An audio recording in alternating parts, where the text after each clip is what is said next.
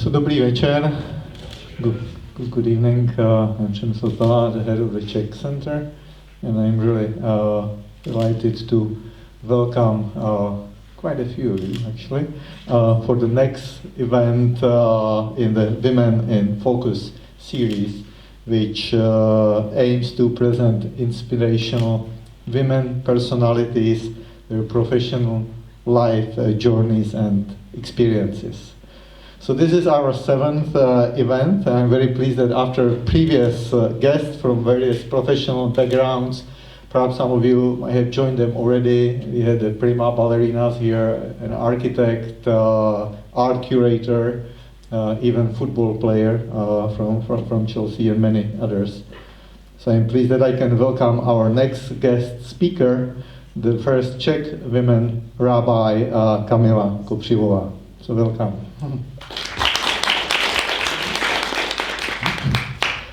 When I met Kamila about 1 year ago, we had quite fascinating discussion about her journey from the, I say, this small town in South Moravia. It's not really that small, but for the sake of that saying, from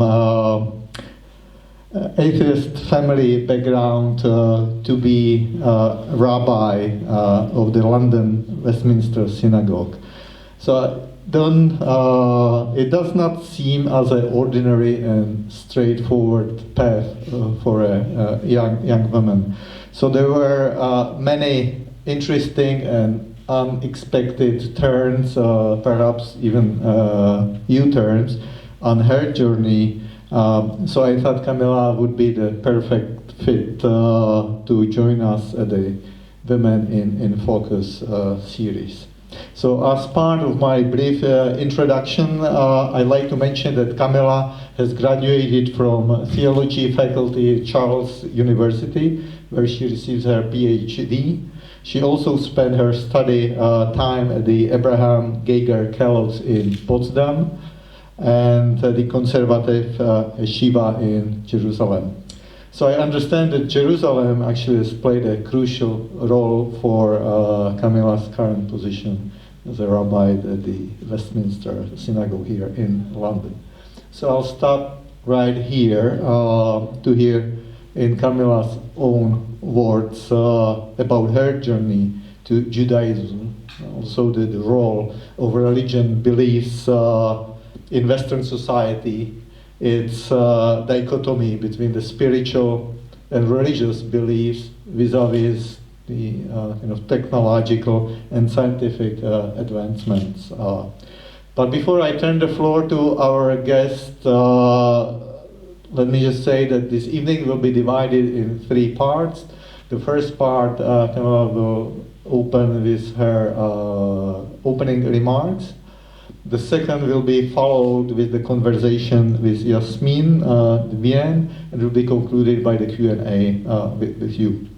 So as a brief info, Yasmin, she's a Canadian and also spent some time and studied in Europe, in Belgium, but also in Prague, and currently Yasmin works at the High Commission of Canada here in London. So with that, I wish you have an enjoyable evening, and without any further ado, Kamila, the floor is yours. Thank you, Przemysl. Thank you, the Czech Center, for inviting me. This is really exciting invitation, and I must say I'm really enjoying our cooperation over the year. I just said to Jasmine at when we were getting ready and we were preparing. This is my least favorite part of the evening, and I will be making my way. Talking about myself is my least favorite part of any event, and we'll be making our way through the evening to my second favorite part, which is our conversation, and then my most favorite part is your questions. So just really collect as many questions and as many topics as you would want to, and we'll be very happy to answer them, because honestly, my whole intention of coming here tonight was just to give you whatever you need to get from this evening and from meeting me and from meeting Jasmine. But I understand I owe you a bit of a story of my personal journey, so that's where I will start. And as Przemysl pointed out, I was born in a small town which is not so small. It's called Znojmo in southern Moravia, very close to Vienna, actually closer to Vienna than to Prague. And when I was small, I somewhere heard the word philosopher.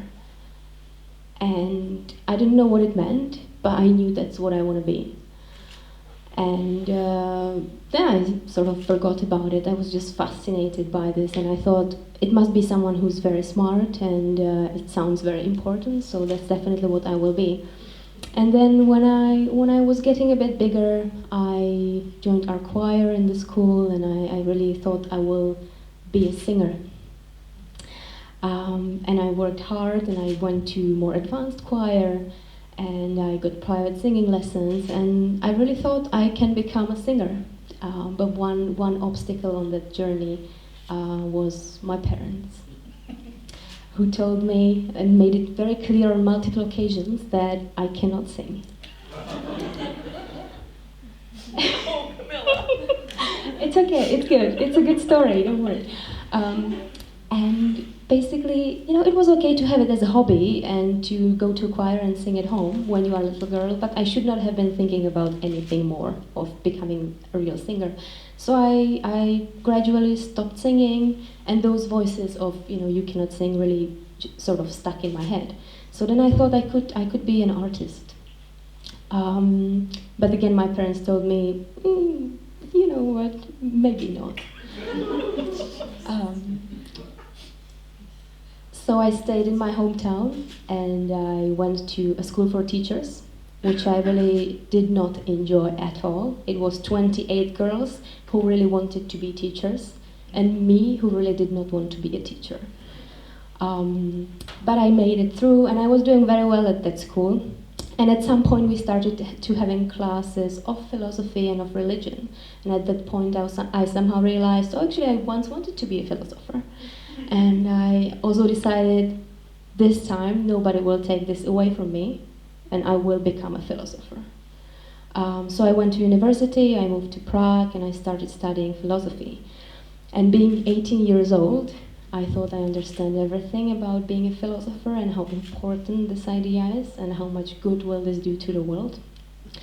But I also realized, how will I make money in my life?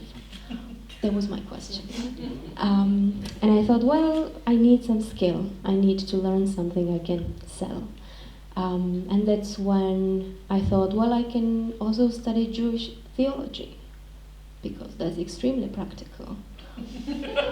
And but my thinking behind this honestly was, at least I will learn some Hebrew, which in Czech Republic, in the Czech context, it's still quite exotic language, and I believed this might be useful.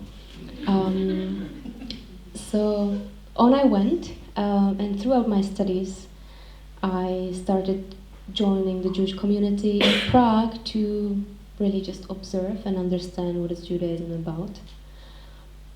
But gradually it became my life. I really became part of the community, and I met my then future, now already ex-husband. And our relationship ended, but my relationship with Judaism grew stronger and stronger and deeper and deeper. And I was gradually more and more involved with the community. I converted. I finished my studies. I became a philosopher. I didn't enjoy it. It was a nonsense, honestly. I didn't like working at the university. I did not like writing articles about philosophy, but I really loved working in our Jewish community in Prague.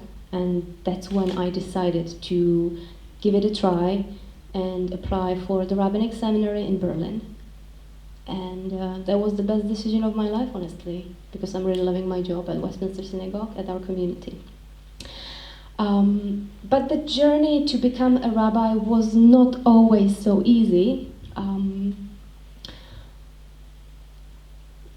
The seminary was progressive, was reform, so it was okay for women to apply and to study to become rabbis, which did not necessarily mean they were as supported as the male students, if I put it out there. So there were other students. There were also other students from Czech Republic who were more supported to become rabbis in the Czech Republic than I was, and because there was some sort of fright of competition between the future rabbis of Czech Republic, I was not really permitted to do much in the Czech Republic. And every time I would try to organize some event or lead some service or give a lecture, I would be always told off by the seminary and in a way forbidden from doing this. And at that point I decided, well, if I'm not going to get the support from above, from the structures, I need to make my support from below. And I would say 5 years ago, I started my Twitter account, it was Twitter back then, which I called Rabbi in Training. And I started explaining Judaism in very simple words to the Czech audience, and some of you might know the account. And that really became very, very popular, and today I have almost 10,000 followers from the Czech Republic. I'm not so active there nowadays, we can talk about why.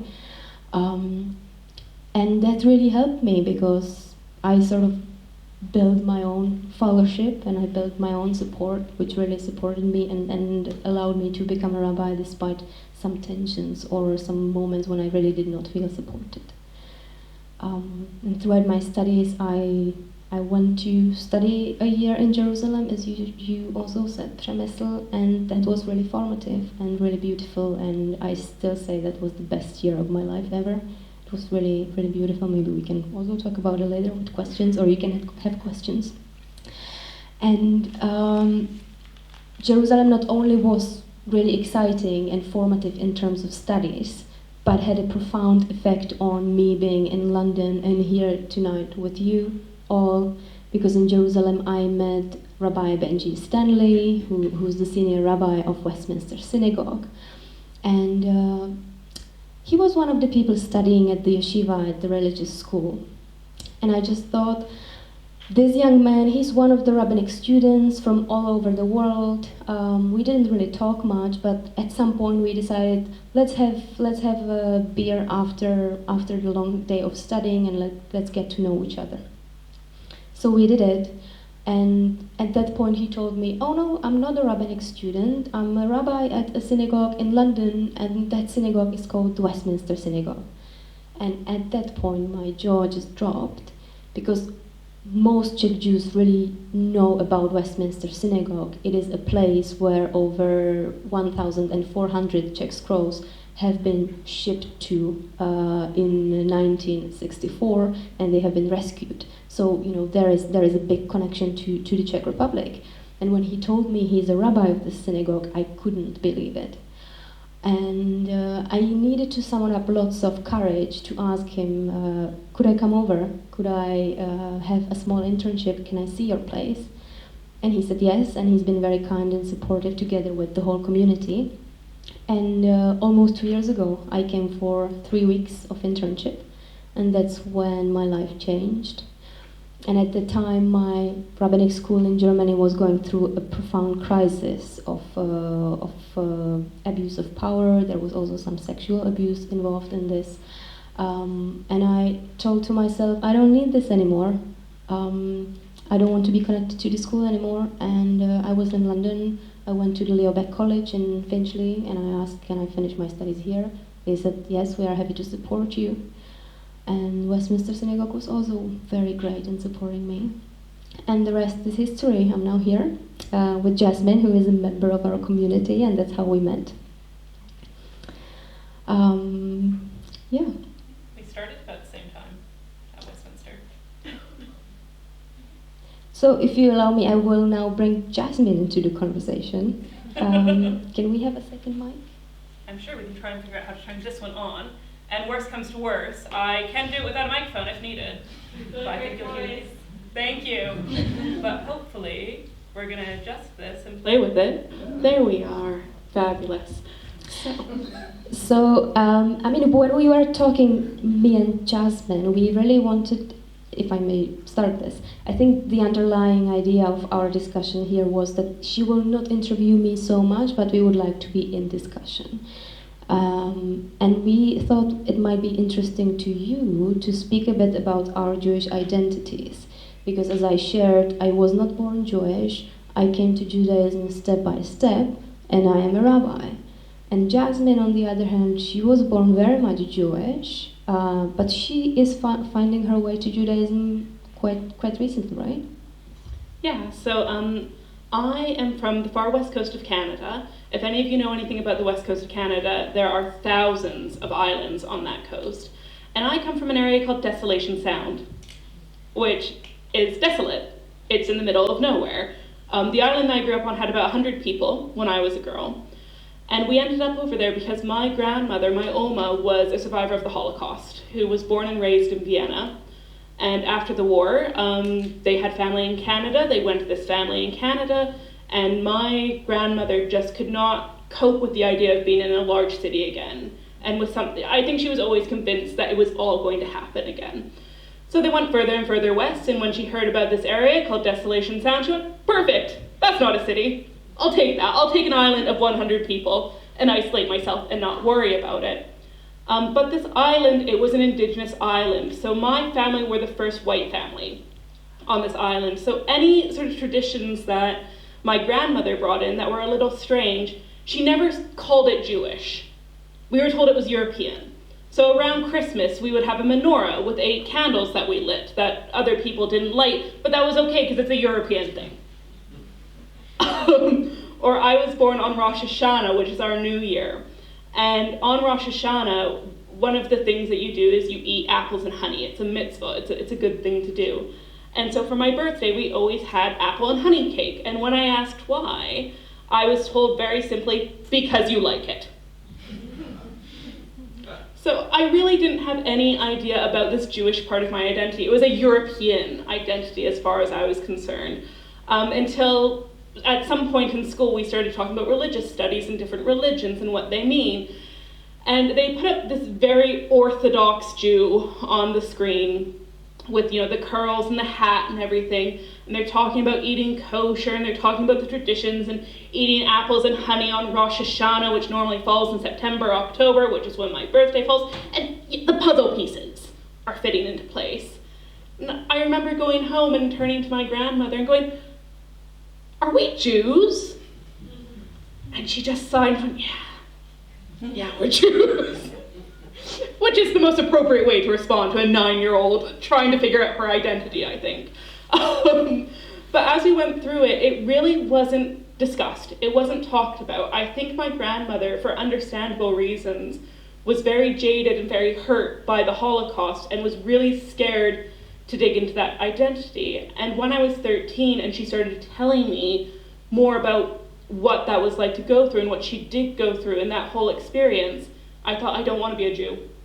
I don't want anything to do with it. I don't want to touch it. I was so terrified by proxy of being persecuted for being this thing that I didn't understand. I didn't believe in God. I was not raised in a religious household, so how could I be targeted for a religion that I didn't connect with and I didn't know, and I didn't know what it was?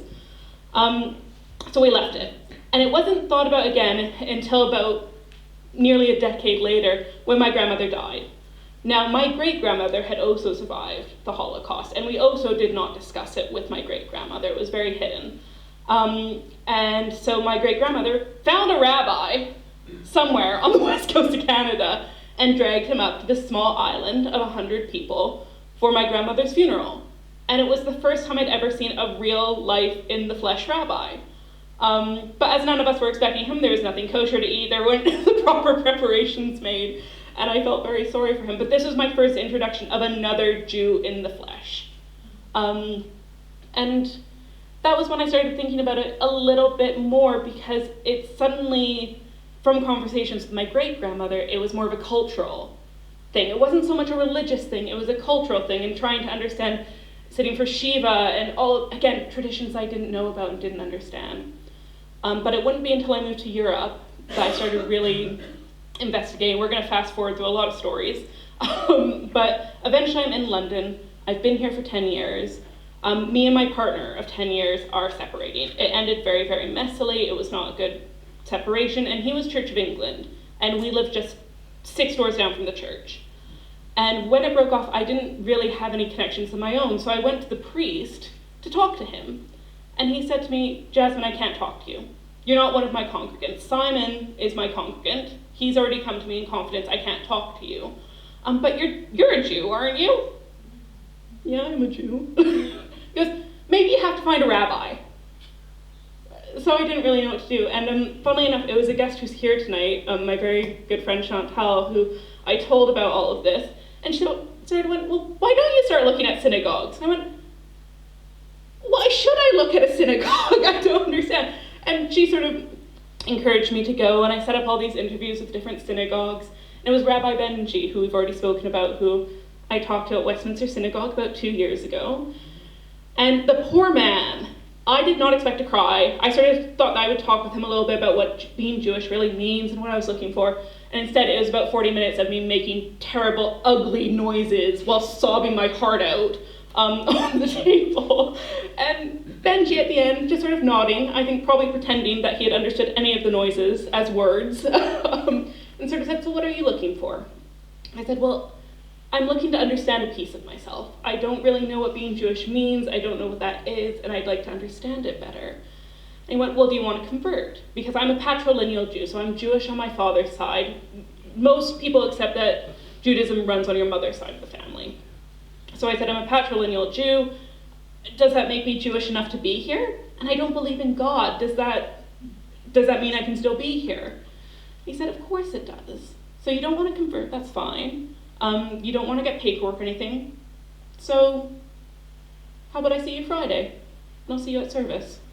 And I've been there pretty much every Friday since. And like Kamila, I started there about 2 years ago, and I could not imagine a better place to be, really.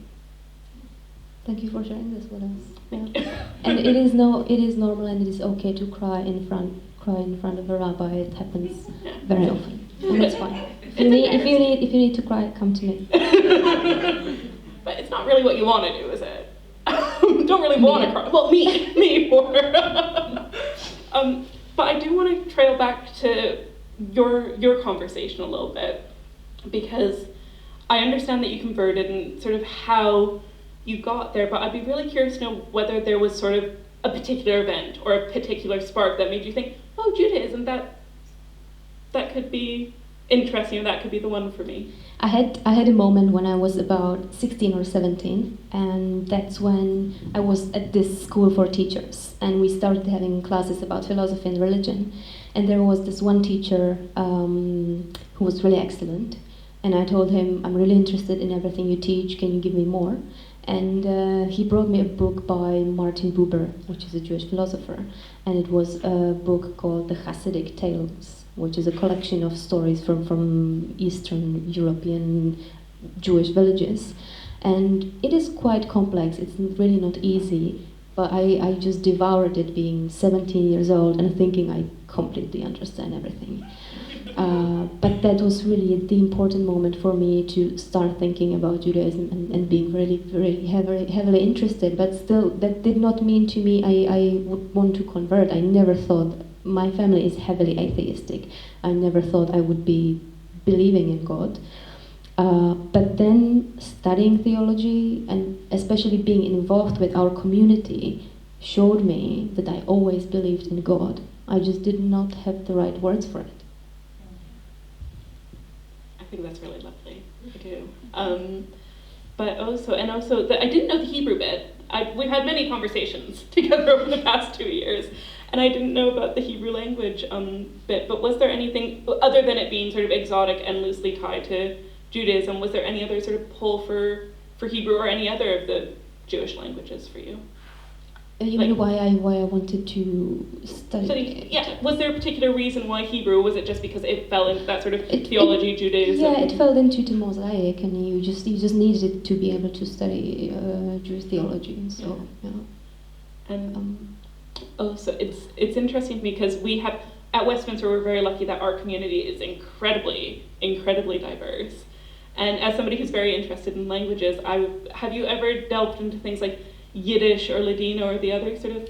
I did not, though I speak German fluently and I speak Hebrew fluently, so I always pretend that if I merge the two, I'm very good at Yiddish, but I don't think so. Well, you can make the noises. But I know you grew up speaking Yiddish. Yeah, I didn't know it though. Again, my grandmother not being incredibly forthcoming, I was told that we spoke Plattdeutsch, which is a lower dialect of German, and it wasn't until I met up with some friends in Germany, some of which who were German, who had brought some of their German friends who didn't speak English particularly well. I tried to chime in a little bit with my rusty German, and my friend Nora was staring at me the whole time, and I went, Nora, I'm so sorry, I know my German isn't good. She goes, no, it's not. Are you a Jew? And I'm there thinking, I don't know if that's a question I want to answer from the way that you said it. And I said, yes. Well, and she went, I think that's Yiddish. So it was a mix. I've lost a lot of it now because, again, I think teenage me, I wasn't so keen on that association with Judaism because I don't think I understood that that there was a cultural aspect as well as a religious aspect. And as somebody who's not particularly religious, I didn't really want. Teenage Jasmine didn't know that adult Jasmine would want to be involved in that. So I started learning Hochdeutsch, or what we know as Standard German, and I've lost a lot of it, but I would really, really like to get it back. Mm-hmm. Especially because now there's so many interesting ways to learn it. Like, I don't know if you've seen that, they've done in New York a revival Fiddler on the Roof in Yiddish, which is fantastic. And I have been listening to the soundtrack, and there are bits of it where I go, oh yes, I know that word. I understood that. So I think there's enough out there now that even if I'm not actively trying to learn it, I'd like to at least get back into passively trying to absorb it. Because, that was clearly what I was hearing in my cradle and on my grandparents' knees. And, again, a part of that identity that I think I'd like to hold on to.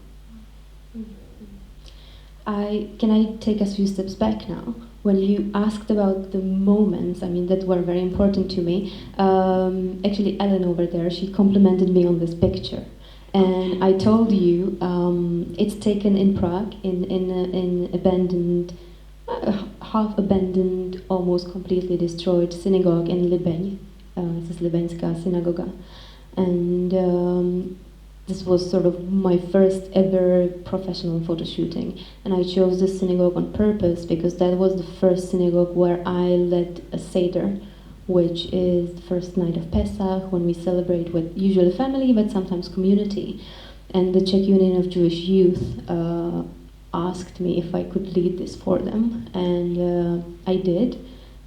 And I think that was really important moment for me in deciding to become a rabbi, because it was just so extremely meaningful to be able to facilitate to other people and communicate some Jewish values to them. So this place is really so special to me. So we have a snapshot of this, but are there any other moments in your journey that, maybe were a little more spur of the moment or just weren't captured for whatever reason, but sort of moments that you maybe wish that you did have snapshots of in your life? I'm going to go to the book. I brought it to you to just so you can see. It's written in Czech, so some of you can read it. But you can still buy it. You can buy it in Prague. I think I wish I had some more vivid memories of me writing the book, because it was this weird limbo. I was approached by a Czech publisher if I can write a book based on my Twitter account and based on my social media presence. And I said, sure, what do you want me to write about? And they said, well, about you. Write about your life and about your journey, about your life in Jerusalem. And I said, sure, I can do that. And for a year I did nothing. Literally, I didn't write a single word. Because again, it was me talking about me, which I absolutely hate to do. So I didn't do it. And then I got this creepy email saying, well, you are working on the book for a year now, right? Can you send us something? And I was just like, yeah. And so basically, since last May until the end of September, I was just sitting every morning trying to write the book. And I was quite sneaky about it, because I managed to write just 5 pages about me. and the rest is about Judaism from different perspectives. And I think it works quite nicely because it talks more about the values of Judaism, and it's not very encyclopedic. Because the books we have about Judaism in Czech Republic are mostly sort of, you can find the word, what is mezuzah, what is a Jewish wedding, how do you do Shabbat, and so on, but nobody talks about the values. And I think that was my goal, and I'm getting wonderful feedback for it. But also me just writing it straight, just constant writing means I somehow stored it in part of my brain when I just don't remember anything from it. So I wanted to just touch on the word values there, because I'm really interested to know, as somebody who's converted, whose family is not Jewish, how do you sort of mix your Jewish values with your family values? Like if you go home for a holiday, whatever that might be, do you sort of put it to one side, or do your family sort of integrate your new Jewish life in? I think this is not really, I get your question, but me and my family, it's not only about me being Jewish and having values, but also about me going to university and having education and having a PhD. So it's just not like a university, it's a whole different level of education. While my family is just a basic Czech family. They are not very well educated, and they live their lives in the small, not so small town. So sometimes it, to me, feels like two very, very different worlds that are meeting. Mm-hmm. So, and on top of this, I became Jewish, and on top of this, I became a rabbi. So when I go home, I strongly realized how much I demand from my parents, how much understanding of things they never thought about, they suddenly have to think about, and they have to cope with it. So in this respect, I think they are absolutely amazing, honestly. Yeah, that they can deal with all of this crazy stuff I just brought to their life. And also in the book you mentioned that you read the book? No. My Czech is not so good. I lived there for a few months, but I speak Russian as well, so a lot of the Czech words I know are Slavic words that you can kind of bring around those countries. So no, but from what you said in the book, you talk about Twitter, and I know that you've sort of come off of that a little bit, but is that more because of your rabbinical duties now, or is that in part because I know as somebody who used to be very active on there who isn't anymore? For me, it was a lot of the anti-Semitism that you just couldn't detach from, and I'm wondering if that's the same for you. It was in two steps. I would say step number one was when you become a rabbi, you suddenly don't have all the time to spend the whole day on social media and checking all the whatever who's tweeting on Twitter. So I suddenly felt I'm not there anymore. I don't know what to react to. I have real people to tend to, so why would I now suddenly spend my time with these online people?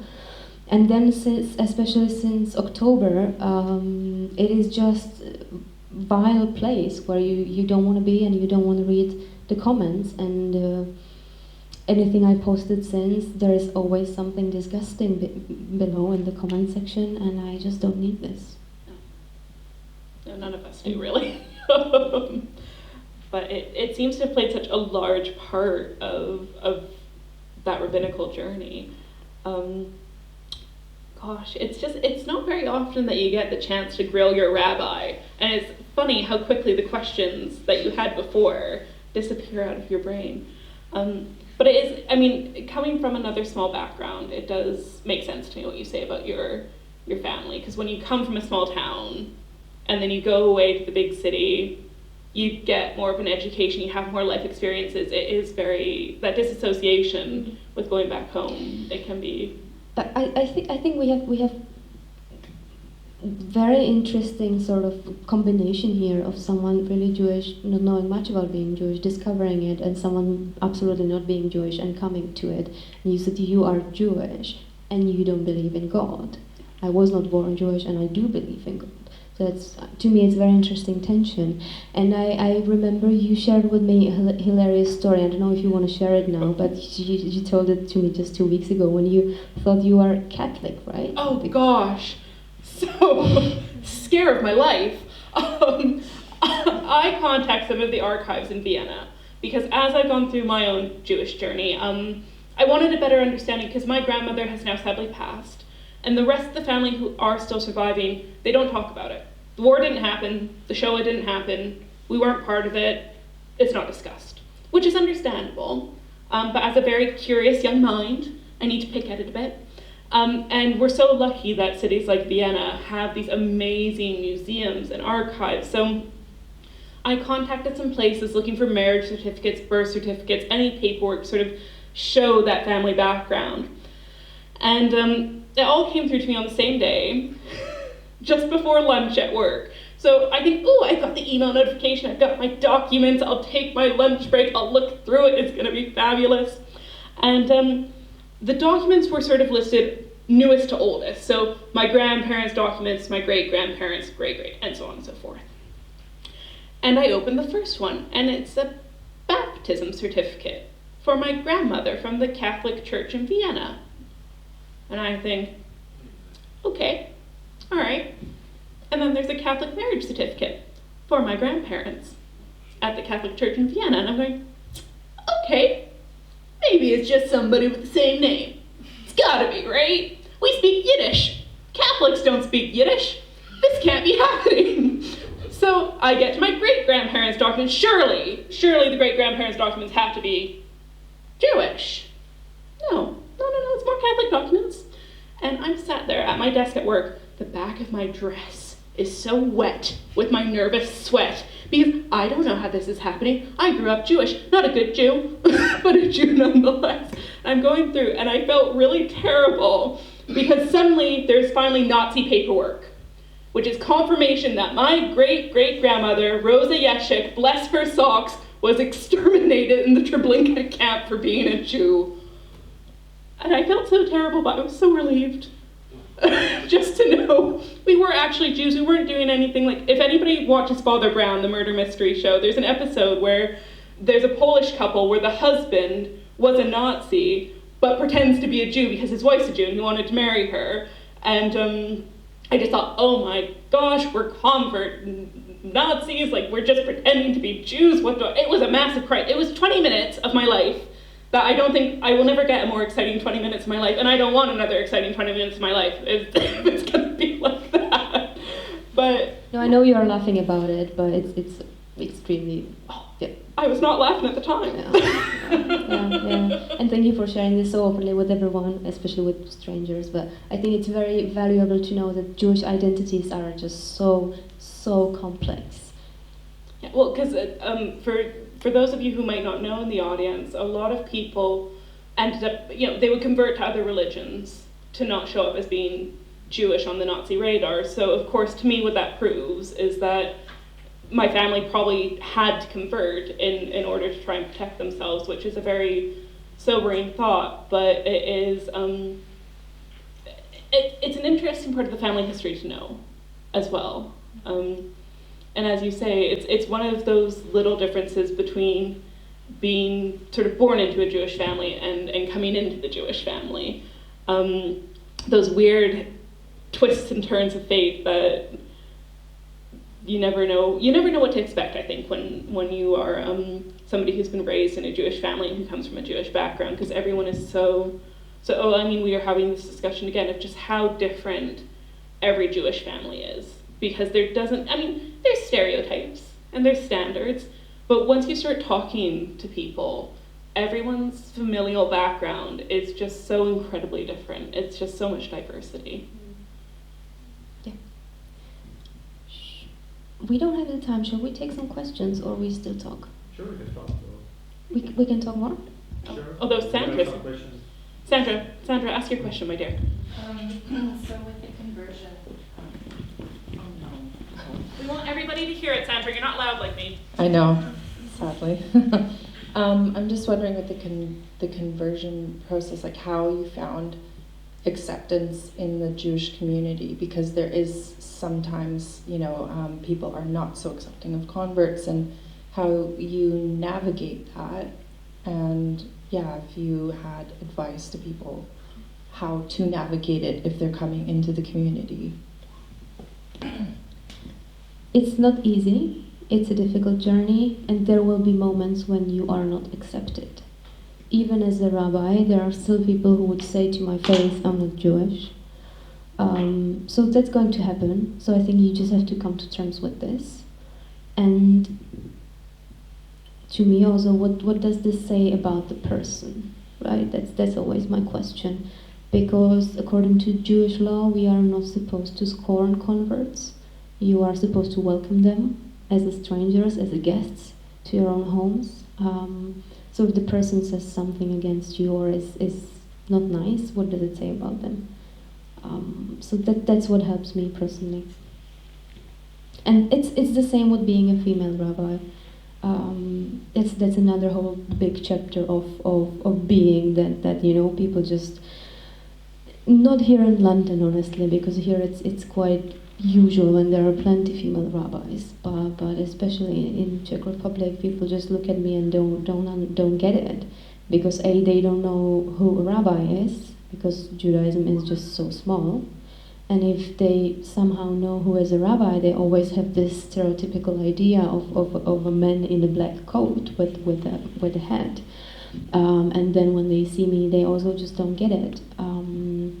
So yeah, you have to face just lots of I would say people not understanding how the world actually is and how it works. Can you blame them? Well, sometimes, but sometimes not. That leads me to ask, we recently had a big anniversary event for the Czech scrolls at Westminster Synagogue.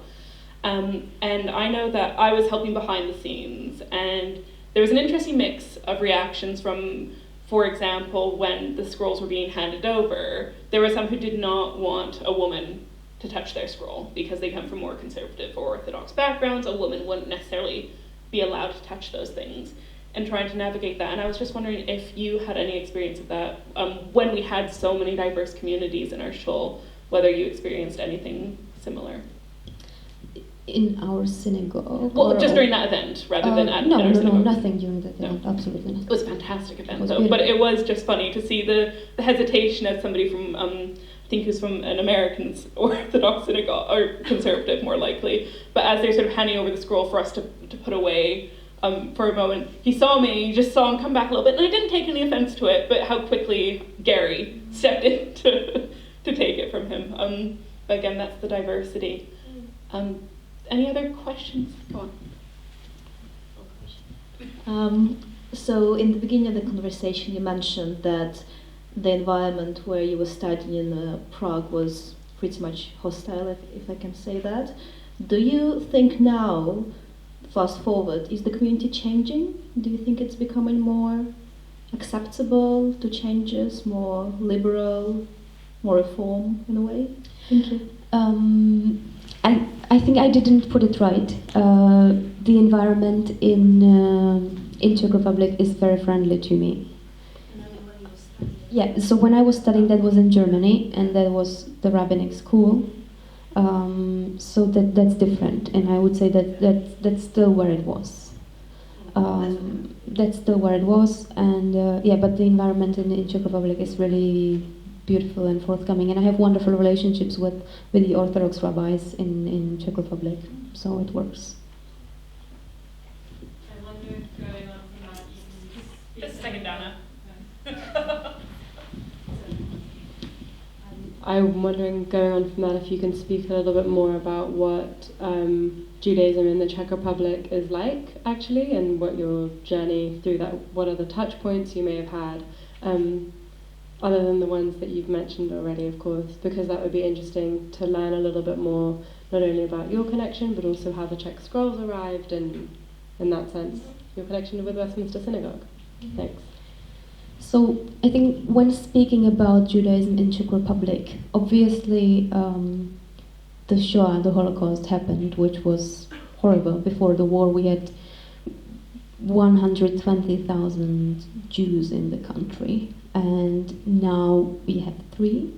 So it's really very, very small, but that's not the only horrible thing that happened to the Jews in Czech Republic, because then the communism started, which was not very supportive either, quite the opposite. and being Jewish and going to the synagogue was just, not supported, absolutely not. And people stopped doing it. So from just returning from one horrible event, when most of the Czech Jews back then spoke German, they were suddenly perceived as Germans, as the enemies. And then when the communists came to power, there was yet another disaster. So I think the community, especially in the 90s, was very, very much affected by this. And whoever dared to be publicly Jewish was especially extremely brave. But this means that Judaism really disappeared from the public space. And I think that is fortunately changing recently. And we have 10 Jewish communities all over the country. Most of them and most actives are, of course, in Prague, because that's the big town, big city. Brno has a wonderful community, Ostrava as well, and then there are a few others dispersed around the country. They are very small. There is not very strong progressive branch of Judaism, because everybody, I think in a way, it did not really arrive. Though it's paradoxical, because progressive or Reform Judaism was really on the rise in the Czech countries, and some of the founders of what then became Reform Judaism actually came from the area that we would now call Czech Republic. So paradoxically, the Reform Judaism is not huge in the country, despite the fact that most of the Jews who come to the communities there, they are not Orthodox. They come to the community, but they live pretty secular lives. But somehow when they come to the synagogue, they want to identify as Orthodox. So it's a very complex situation, but I think I can say that it's really opening up recently, and there is some amazing development, and it's really flourishing. There is this, in my eyes, really wonderful festival, Jewish festival that's happening in Brno. It will be the third year now, this September. Wonderful thing.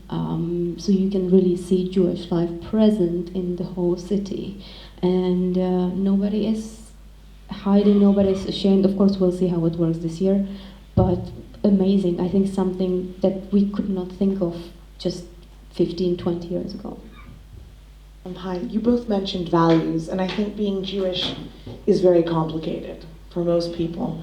And I'm just wondering, in both of you personally, what does it mean to be Jewish for you? Not just in a religious sense, but in an identity sense. Good question. So, do you want to start? I can start. It is a whole set of being, but if I should really boil it down to the essence, to me, it would be just really being switched on in relationships, either in private, just one-on-one, just being there for the other person, or with the community, or even with the wider concepts of your city or your country or the whole world, just being an active part of the world, just don't letting the world or the life happen to you. You just have to do it. And we even have this saying in Pirkei Avot, which is like so famous, if not now, when? And I think that's to me really the essence of what being a Jew in the modern sense means to me. Is that what connected you? Also, yeah.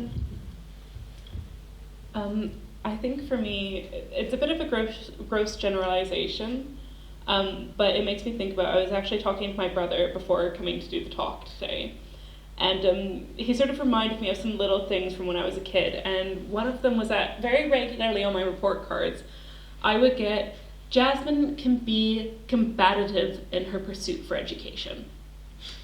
And that felt very Jewish coded to me, because one thing that I love about being part of a Jewish community is that, at least the ones that I've been in, and the Jews that I've met and the Jews that I know, is that most don't just sit there and accept things necessarily as they are. It's that pursuit of knowledge, it's that digging through things, and people listen to me have conversations with my Jewish friends, and they often think I'm having arguments. And they're not arguments. we're just discussing, we're really getting into it in a way that I don't always find with other people. And it was the same with my family. With my grandmother, when we were around that side of the family's place, it just seems to be that there's this thirst to always learn and always know and always grow. You don't just sit there and become complacent in those things. And then, of course, for me, growing up in a Jewish family, you have to tie identity with food a little bit. I think every family has their babka recipes, their rugelach recipes, a kugel that the kids probably don't like, but grandma does, and these sorts of things. But I think the main thing for me is that constant pursuit of knowing. Thank you so much. Then, in that case, can I know, where would the role of God come in? If the value is about knowing, about being switched on all the time, and about really true understanding of your world, then where would God come in for you? So I experience God on two levels. One is personal, and one is in the community and in discussion with other people. So honestly, that's all the time. I just cannot escape it, and everything I do feels inspired or somehow in conversation with the divine or with other human being that to me also represents God.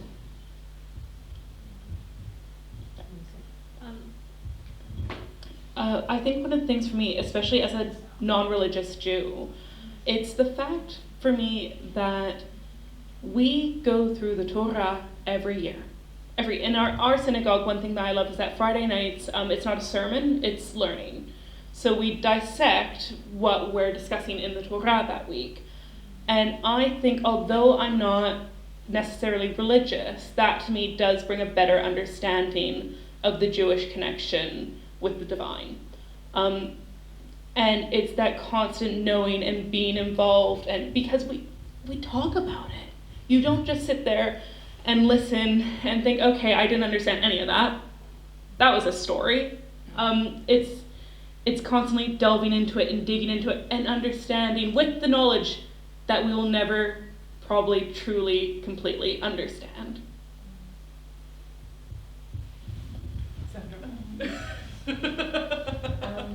How do you find, how did you integrate fully, when you're with people, for example, who grew up in the culture and the food and the language and everything, and then, how do you find you integrate when you grow up with different traditions and things? How did you absorb those things so that you feel like you fit, I guess?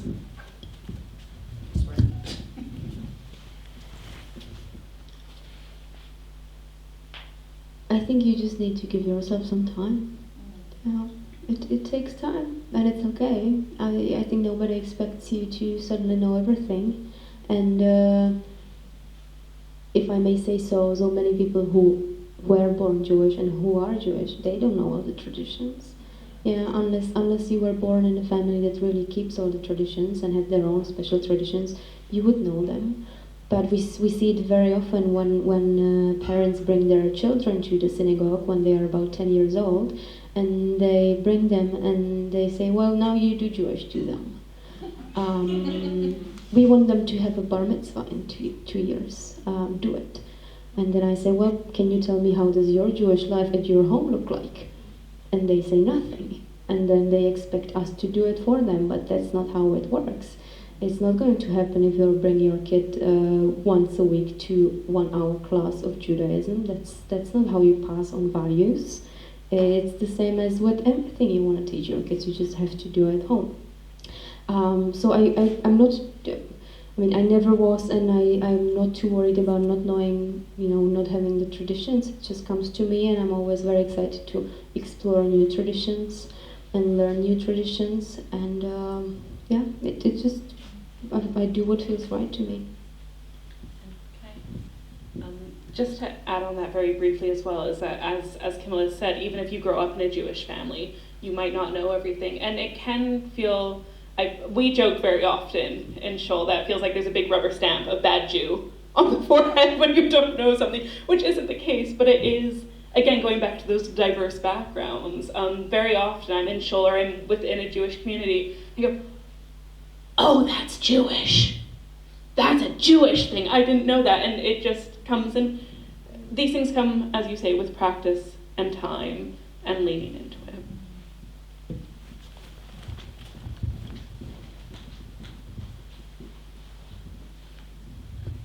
To continue this fascinating conversation, we are sitting in a cinema. Could you possibly comment on how it is that, although there are biblical prohibitions on art, in the same way that there is in the Muslim tradition, for example, no synagogue has a painting of Moses, etc., and yet Jewish people have flourished, even dominated the cinema internationally, and from the 19th century, many fine artists, Chagall, many others. How can this be? I think it can be very easily, because we, and most people are stuck with an idea in our head that is similar to, when you say a rabbi, that people immediately jump to the conclusion, oh, it's an old man with a white beard in a black coat. And that's not what Judaism is about. Of course, there are rules and prohibitions, and one of them is to make the creation that would, to paint a human or to picture human beings. But it was not always kept. It was not always followed. We just live with this romantic idea of, Orthodox Judaism was here for over 2,000 years, and then the Reform came and tries to put this all over and on its head. But that is not true. Judaism was always, always, always developing, and when you just look into the medieval responsa, the medieval questions that the rabbis were receiving, you just see what they were dealing with, and they were Jews asking them, "Oh, we actually drink non-kosher wine. Is that okay? Can we do it? Would that be fine? We actually eat this thing we should not be eating. Is that a big deal?" So it is just this idea that we somehow have that there is this sort of very cheeky thing we like to say. The first stream of Judaism there ever was the Reform one. In the end of 18th, beginning of 19th century. Yeah. That was the first stream of Judaism, and the Orthodox started only after, because they needed to react. They needed to make their own boundaries.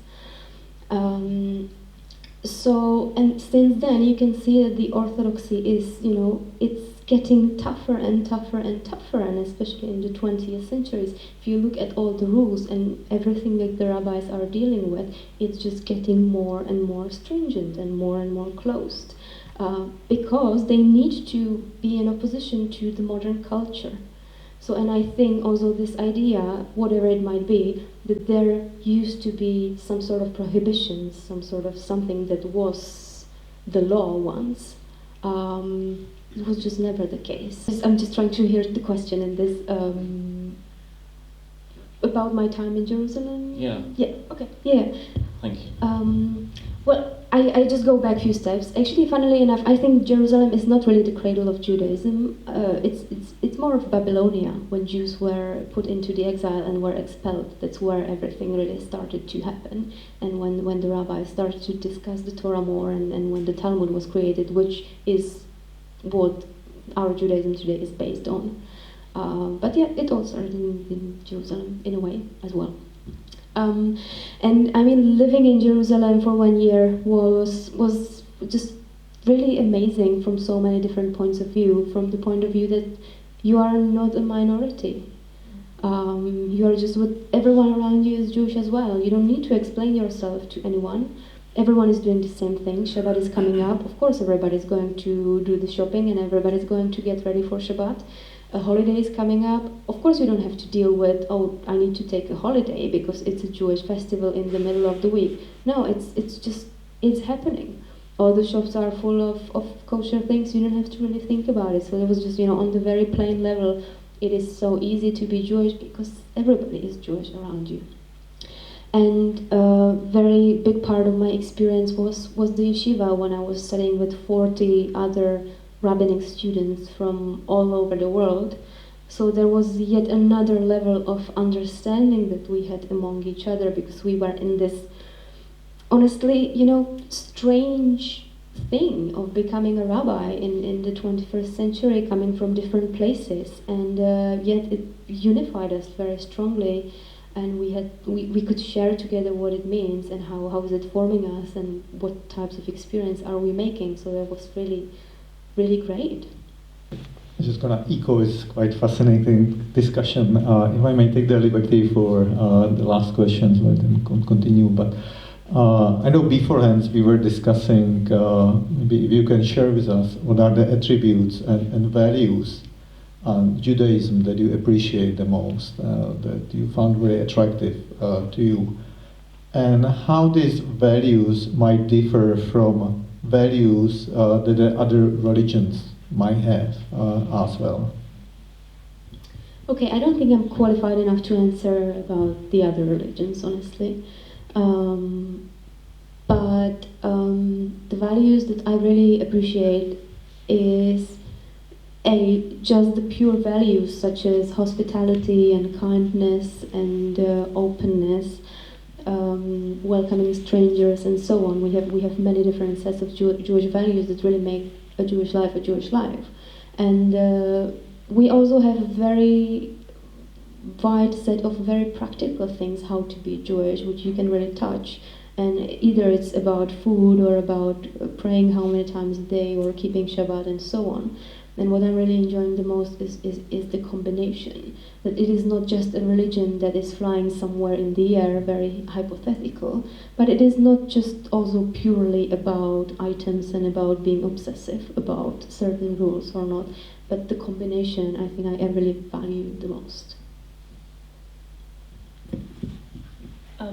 I think this goes back to what I was sort of saying earlier about the pursuit of knowledge. Something that I appreciate about Judaism, that although I haven't been terribly active in other religions, when I have discussions with friends who are from other religions, is that I don't know if this is just a Westminster thing or if it's a generally our sector of Jewish thing, but I always feel encouraged to question the norms, to question the values, to question what I'm learning, and to understand it as best as I can. And the other one for me is the concept of tzedek tirdof, justice you must pursue, which I think with a lot of the volunteer things that we do at our synagogue, helping with refugees and the like, it was actually when Kamila talked about it during one sermon that I realized that for me was a Jewish value that struck very, very deep, is that responsibility that as Jews we are to pursue the justice of the world, not just as it suits us, but as betters the world.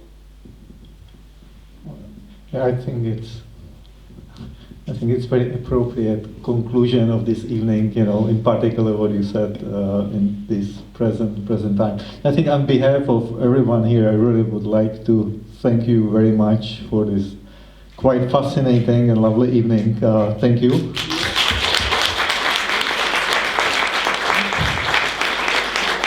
For sharing with us really your inner and almost intimate, thoughts and beliefs, and I think it's been very enriching to many of us. So thank you again. And you get the books, you can probably purchase it somewhere. I know if Amazon or somewhere else, right?